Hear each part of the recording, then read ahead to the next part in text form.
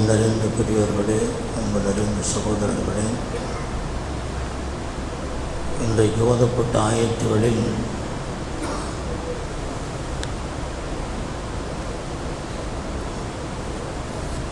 அல்லாஹ்வுடைய பெரிய ஒரு நியமத்தை சொல்லுகிறான். நிர்வாணமாக நடமாட வேண்டிய நீங்கள் அல்லாஹ் ஜல்ல ஷானு வ தஆலா உங்களுடைய மறைவிடங்களை அவங்களை மறைப்பதற்காக வேண்டி ஆடையை கொடுத்தவன் அவன்தான். யா பனி ஆதம், ஆதமுடைய மக்களே, கத் அன்ஸல்னா அலைக்கும், உங்கள் மீது நாம் இறக்கி வைத்தோம், லிபாசன், ஆடையை இறக்கி வைத்தோம். ஆடையை இறக்க முடியாது. இறக்குதல் என்று இந்த வார்த்தை குர்ஆனுடைய பல இடங்களில் சொல்லப்பட்டிருக்குது. இந்த இறக்குதல் என்பதற்கு கொடுத்தோம் என்று அர்த்தம். குர்ஆனை அருளினோம் என்று சொல்ல வேண்டும், குர்ஆனை இறக்கினோம் என்று சொல்லுகிறான். அதே போல் வஅன்ஸல்னல் ஹதீத ஃபீஹி பஅஸுன் ஷதீதுன் வ மனாஃபிஉ லின்னாஸ், இரும்பை நாம் இறக்கி வைத்தோம், அதிலே மனிதர்களுக்கு பலன்களும் உண்டு, தீமைகளும் உண்டு. இந்த பொதுவான ஒரு வார்த்தையை அல்லாஹ் சொல்லுவான். ஆனால் இதனுள் எல்லா விமானங்களும் ராக்கெட்டுகளும் இரும்பு சார்ந்த எல்லா கருவிகளும் அதனுள் அடக்கம். ஆனால் சுருக்கமாக அல்லாஹ் சொன்னால், உங்களுக்கு இரும்பை இறக்கியது நாம் தான். அதாவது இரும்பை உற்பத்தி செய்வதற்கான ஆற்றலை கொடுத்தது நாம் தான். அதிலே உங்களுக்கு நன்மைகளும் உண்டு, தீமைகளும் உண்டு. குண்டு போட்டு அல்லது கருவிகளால் தாக்கி உயிர் சேதம் ஏற்படுவதற்கும் இது பயன்படும். அதே நேரத்திலே உங்களுடைய உயிரை காப்பதற்கும் நாட்டை பாதுகாப்பதற்கும் இது பயன்படும். இப்படியே விரித்து கொண்டே போகலாம். சுருக்கமான ஒரு வார்த்தை, அந்த வார்த்தைக்குள்ளே எல்லா கருத்தையும் உள்ளடக்கி வைத்திருக்கிறான். பன்னெடுங்காலமாக பல்லாயிரம் ஆண்டுகளாக நீடித்து நடைபெற்றிருக்கின்ற இந்த இரும்பு என்பதை அல்லாஹ் மிகச் சுருக்கமாக தருகின்றான். அதே போலத்தான் லிபாஸ் என்ற ஒரு வார்த்தை, இது ஆடை என்பதை குறிக்கும். அந்த ஆடை பருத்தி ஆடையாகவும் இருக்கலாம், அல்லாதவைகளாகவும் இருக்கலாம்.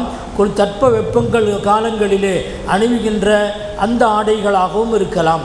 எல்லா ஆடைகளும் இதிலே அடக்கம். யுவாரி சௌவாத்திக்கும், அதை அல்லாஹ் ரெண்டாக பிரிக்கின்றான். உங்களுடைய மர்மஸ்தானத்தை மறைக்கக்கூடிய ஆடை. ஒரு ஆண் என்பவன் தொப்புளிலிருந்து அவனுடைய முழங்கால் மொழி உட்பட இந்த இடங்கள் மறைக்கப்பட வேண்டியது கட்டாயம், அது வாஜிபான ஒன்று. அது திறவையாக திறந்திருக்குமையானால் அது கூடாது, ஹராம். அது மட்டுமல்ல, அப்படி இருக்க தொழுதால் தொழுகை கூடாது. எனவே மறைக்கப்பட வேண்டிய ஒன்று. பெண்ணாக இருந்தால் அவருடைய எல்லா உறுப்புகளுமே அவுரத்து தான், மறைக்கப்பட வேண்டியதுதான். ஆனால் முகம், கை, கால் அத்தியாவசியத்திற்காக வேண்டி அதற்கு மட்டும் அனுமதி உண்டு. ஆனால் முகத்தின் மூலமாக குழப்பம் ஏற்படுவதற்கும் அவளுக்கு ஆபத்து ஏற்படுவதற்கான வாய்ப்புகள் இருக்குமையானால் முகத்திற்கு முக்காடு போட்டுக்கொள்ள வேண்டும் என்று குர்ஆன் சொல்லுகிறது. நபி அவர்களை பார்த்து அல்லாஹ் சொன்னான், குல்லி அஸ்வாஜிக யா ஐயுஹன் நபி, நபி அவர்களே, குல்லி அஸ்வாஜிக்க, உங்களுடைய மனைவிமார்களுக்கு சொல்லுங்கள், ஓ பனாதிக்க, உங்களுடைய பெண் மக்களுக்கு சொல்லுங்கள், வ நிசாயில் முஃமினீன், மூமினான எல்லா பெண்களுக்கும் சொல்லுங்கள், யுத்னீன அலைஹின்ன மின் ஜலாபீபிஹின்ன, அவர்கள் தங்களுடைய ஜில்பாவை தங்களுடைய முகத்திற்கு முன்னால், அந்த முகமூடியை தங்களுடைய முகத்திற்கு முன்னாலே அணிந்து கொள்ளட்டும், தொங்க விட்டு கொள்ளட்டும். யுத்னீன அலைஹின்ன மின் ஜலாபீபிஹின்ன தாலிக அதனா ஐ யுஅரஃப்ன, அவர்கள் யார் என்பதை அறியப்படாமல் இருப்பதற்கு இது ஒரு பாதுகாப்பு, ஒரு கவசம் என்று அல்லாஹ் சொல்லுகிறான். கண்ணியத்திற்குரியவர்களே, முகத்தையும் மறைக்க சொல்லி அல்லாஹ் சொல்லுவது ஃபித்னாவுடைய காலம், முகத்தின் மூலமாக ஃபித்னா உண்டாகும் என்று இருக்குமையானால் அதையும் மறைக்க வேண்டும் என்று குர்ஆன் சொல்லுகிறது. முகத்தை மறைக்க சொல்லி குர்ஆன் சொல்லவில்லை என்று சொல்லப்படுகிற வாதம் அபத்தமானது. இது குர்ஆனுடைய ஆயத்து, அதை நான் ஓதி காட்டியிருக்கின்றேன். கண்ணியத்திற்குரியவர்களே, லிபாஸ் என்பது மனிதனுடைய மறைக்கப்பட வேண்டிய மர்மஸ்தானத்தை மறைக்கக்கூடிய ஆடை என்பது ஒன்று. வரீஷன் ரெண்டாவது. ரீஷ் என்ற ஒரு வார்த்தை. ரீஷ் என்பது இறக்கைக்கு சொல்லப்படும். பறவைக்கு இறக்கை தான் அழகு. இறக்கையை பிடுங்கிட்டால் அந்த பறவை அழகாக இருக்காது, அலங்கோலமாக இருக்கும். ஆகையினால் பறவைக்கு இறகு எப்படி அழகோ அதே போன்று மனிதனுக்கு அழகூட்டும் சில ஆடைகள் உண்டு. சும்மா பனியனை போட்டு பனியனுக்கு கீழ்ப்பகுதியில் கீழ் அங்கி உடுத்தக்கூடிய இடத்துல ஏதாவது ஒன்றை அணிந்து கொண்டால் அதுவும் ஆடைதான். ஆனால் அதை அழகாக்குவதற்காக வேண்டி பனியனுக்கு மேலே ஷர்ட்டை போடுறோம் அல்லது ஜுப்பாவை போடுறோம். அந்த காலத்தில் அபா அல்லது கபா, அபா என்பது இது போன்று இப்போ நாங்கள் போட்டிருக்கிறோமே, இதுக்கு பேர் அபா என்று சொல்லப்படும். கபா என்பது அது பயணத்திற்கு லேசாக முன்பக்கத்திலையும் பின்பக்கத்திலையும் இப்படியே திறவையாக இருக்கும். அது குதிரை ஏற்றத்திற்கு அது வசதியாக இருக்கும். அதற்கு கபா என்று சொல்லுவார்கள். அரபிகள் பயன்படுத்தி கொண்டிருந்த இந்த ஆடைகள். கமீஸ் என்ற அந்த கிதாபுகளிலே வருகிறது. அது கமீஸ் என்பதற்கு ஷர்ட் என்று சொல்லுகிறோம். அந்த ஷர்ட்டும் கூட முழங்கால் மொழிக்கு கீழ் வரை அது இருக்கும். அது கமீஸ். பெருமானார் ஸல்லல்லாஹு அலைஹி வஸல்லம் அவர்களுக்கு கமீஸ் என்பது சின்னதாகவும் இருந்திருக்கிறது, பெரிதும் இருந்திருக்கிறது. இதையெல்லாம் மேல் ஆங்கியாக அணிவதற்கான காரணம், அதற்கு மேல் பரிவட்டம் என்று ஒன்றை போட்டு அதன் மூலமாக அழகை அல்லாஹ் தருகின்றான். இதுவும் ரீஷ் என்பதிலே அடங்கும். அதே போன்று தலைக்கு தொப்பி அணிவது, தலைப்பாகை அணிவது இந்த ரீஷ் என்ற தப்சீருக்குள்ளே நுழைகிறது. முஃபஸ்ஸிரீன்கள் இதற்கு விளக்கம் தருகின்ற போது ரீஷ் என்பதற்கு தலைப்பாகை அல்லது முடியை தலையை மூடிக்கொள்ளுகின்ற கவசம், அந்த தலையை மூடுகின்ற தொப்பி, இவைகளெல்லாம் அடங்கும். அந்த தொப்பி பல வகையான தொப்பிகள் இருந்திருக்கிறது. பெருமானார் ஸல்லல்லாஹு அலைஹி வஸல்லம் அவர்களுக்கு 3 தொப்பிகள் இருந்ததாக மாலிக் இப்னுல் ஹுரைஸ் ரலியல்லாஹு அன்ஹு அவர்கள் அறிவிக்கின்றார்கள். நபி அவர்கள் தொப்பி அணிவார்கள், அதற்கு மேலே தலைப்பாகை அணிவார்கள். திருமதியிலே அபூதாவூதிலே இடம்பெற்றிருக்கக்கூடிய ஒரு ஹதீஸ், ஃபர்கு மா பைனனா வ பைனல் யஹூதி அல் கலானிசு அவ் கமா கால அலைஹிஸ்ஸலாம். நமக்கும் யூதர்களுக்கும் வித்தியாசம் என்னவென்று சொன்னால், அவர்கள் தொப்பி இல்லாமல் தலைப்பாகை கட்டுவார்கள், நாம் தொப்பி போட்டு அதற்கு மேல் தலைப்பாகை கட்டுவோம். இதுதான் நமக்கும் அவர்களுக்கும் இடையில் உள்ள வேறுபாடு. அப்போ வேறுபாடு எதில் இருக்கிறது என்று சொன்னால், தொப்பியிலே தான் அந்த வேறுபாட்டை காட்ட முடியும். தொப்பி இல்லாமல் கட்டுவது யூதர்களுடைய தலைப்பாகைக்கு சமம் என்ற கருத்தை பெருமானார் ஸல்லல்லாஹு அலைஹி வஸல்லம் அவர்கள் சொல்லியிருக்கின்றார்கள். பெருமானார் அவர்கள் பல வகையான, இமாம் நவவி ரஹ்மத்துல்லாஹி அலைஹி அவர்கள் சொல்லுகின்றார்கள், பல வகையான தலைப்பாகையை, சிறிய தலைப்பாகையும் வைத்திருந்தார்கள், நீண்ட தலைப்பாகையும் வைத்திருந்தார்கள். 3 முழம் இருந்திருக்கிறது, 7 முழம் இருந்திருக்கிறது, அதற்கும் அதிகமாக இருந்திருக்கிறது. ஒரு துண்டு அப்படியே சுருட்டி போட்டு அதை தாவல் கொட்டை கீழே அப்படியே கழுத்திலே சுற்றி கொள்ளுவார்கள். அப்படியும் சில நேரங்களிலே தலைப்பாகை இருந்திருக்கிறது. இமாம் நவவி ரஹ்மத்துல்லாஹி அலைஹி அவர்கள் முஸ்லிம் ஷரீஃபினுடைய விளக்கத்தில் எழுதுகின்ற போது 7 வகையான தலைப்பாகை நபிகள் நாயகம் ஸல்லல்லாஹு அலைஹி வஸல்லம் அவர்களுக்கு இருந்திருக்கிறது என்பதை நிரூபிக்கின்றார்கள். தொப்பியும் அணிந்திருக்கின்றார்கள். அந்த தொப்பிக்குள்ளே ஒரு துணியை வைப்பார்கள், எண்ணெய் தடுவார்கள். அந்த துணியை எடுத்தால் எண்ணெய் அப்படியே சொட்டுகிற அளவுக்கு எண்ணெய் உறிஞ்சு, அதாவது துணியிலே தொப்பியிலே எண்ணெய் உறிஞ்சாமல் இருப்பதற்காக வேண்டி தொப்பிக்குள்ளே வேறொரு துணியை வைத்திருப்பார்கள். எண்ணெய் அந்த துணியிலே உறிஞ்சிவிடும். அந்த உறிஞ்சதை அது படியில் எடுத்து விடுவார்கள். தொப்பி பாதுகாப்பாக இருக்கும். ஆக தொப்பிக்குள்ளே ஒரு சின்ன துணியை வைப்பது பெருமானார் ஸல்லல்லாஹு அலைஹி வஸல்லமுடைய பழக்கமாக இருந்தது என்பதையும், எண்ணெய் வைப்பார்கள் என்பதையும், அந்த எண்ணெயை உறிஞ்சி எடுப்பதற்கு டிஷ்யூ பேப்பரை போல ஒரு துணி அங்கே வைப்பார்கள் என்பதையும் நாம் காண முடிகிறது. அனஸ் ரலியல்லாஹு அன்ஹு அவர்கள் அறிவிக்கின்றார்கள், நபி அவர்கள் தொழுகையிலே தலை திறந்த நிலையிலே தொழுதார்கள் என்பது எங்கும் பார்க்க முடியாது.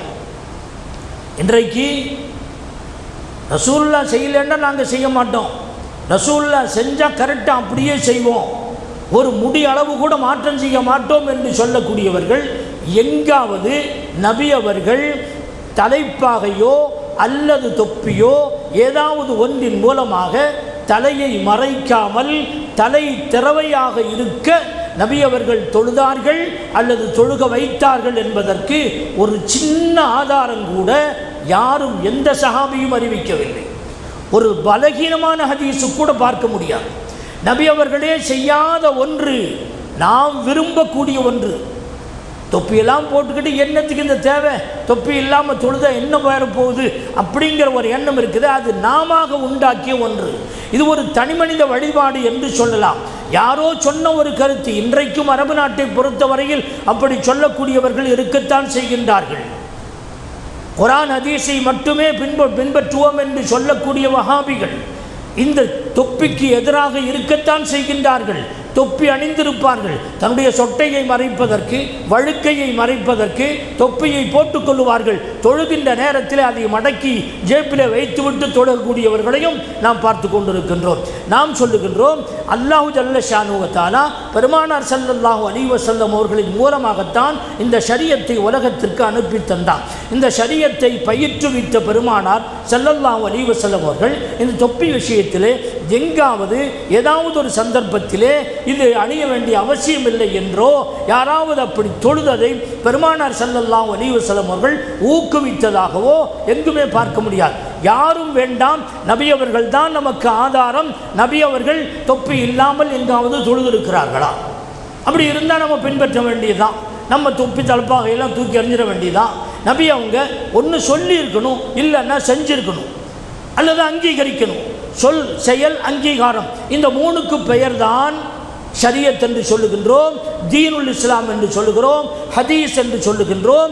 இந்த மூணில் எதிலேயுமே தலை திறவையாக இருக்க தொழுவதற்கு பெருமானார் ஸல்லல்லாஹு அலைஹி வஸல்லமுடைய சொல்லோ செயலோ அங்கீகாரமோ கிடையாது.